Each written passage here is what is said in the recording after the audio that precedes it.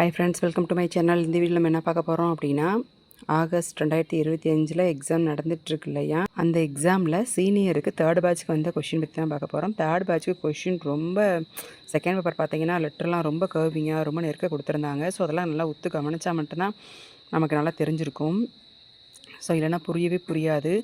இதை விட ஸ்டேட்மெண்ட் இப்படி இருக்குது. ஓகே, ஸ்டேட்மெண்ட்டில் நம்பர்ஸ்லாம் வந்து சிலது கிளியராக இல்லை, 9 இது 4 இது அப்படின்ற மாதிரி இல்லை, தெரியலன்ற மாதிரி சொல்லியிருந்தாங்க.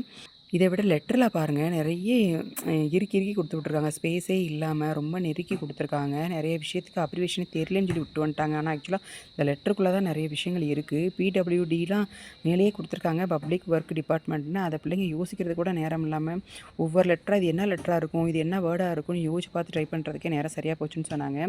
எல்லாருக்குமே எப்பவுமே 1 ஹவருக்கு முன்னாடியே வச்சு முடிச்சிருவாங்க. ஆனால் இன்றைக்கி பார்த்தீங்கன்னா 1 ஹவர் டைம் பத்தலைன்ற மாதிரி தான் சொன்னாங்க. நான் ரொம்ப யோசிச்சு டைப் பண்ணதுனால அந்த மாதிரி டைம் ஆகிடுச்சு அப்படின்ற மாதிரி சொன்னாங்க. இது இங்கிலீஷ் சீனியருக்கு வந்த கொஷின். இது ஃபஸ்ட் பேப்பர் தேர்ட் பேட்ச்க்கு வந்த கொஷின்.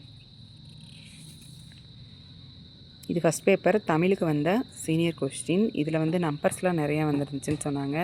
அதே மாதிரி அது ஹூ ஜூ சுழிச்சு விடுவோம் இல்லையா, அந்த சுழிச்சு விடுற எழுத்துக்கள் வந்து சில இடங்களில் இருந்துச்சுன்னு சொன்னாங்க.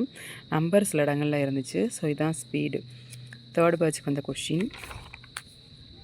தமிழ் ரொம்ப ஈஸியாகவே கொடுத்துருந்தாங்க. இதை வந்து ஃபஸ்ட்டு காலத்தில் பார்த்தீங்கன்னா சென்டராக டைப் பண்ணுறதா இல்லை 10ல் டைப் பண்ணுறதா நீங்களே சொல்லுங்கள். ஹைஃபனுக்கு முன்னாடி பின்னாடி ஸ்பேஸ் வருமா அப்படின்றதையும் நீங்கள் கமெண்ட் செக்ஷனில் சொல்லுங்கள். பிள்ளைங்க நல்லா கிளியராக தான் டைப் பண்ணிட்டு வந்திருக்காங்க. தமிழை பொறுத்தவரை தமிழ் லெட்டருமே கொஞ்சம் ஈஸியாக தான் இருக்குது. லெட்ரு கொஞ்சம் நம்ம ரீட் பண்ணுற அளவுக்கு தான் இருக்குது. ஓகே ஃப்ரெண்ட்ஸ், அடுத்து 4th பேட்ச் கொஷின் அப்லோட் பண்ணுறேன். தேங்க்யூ.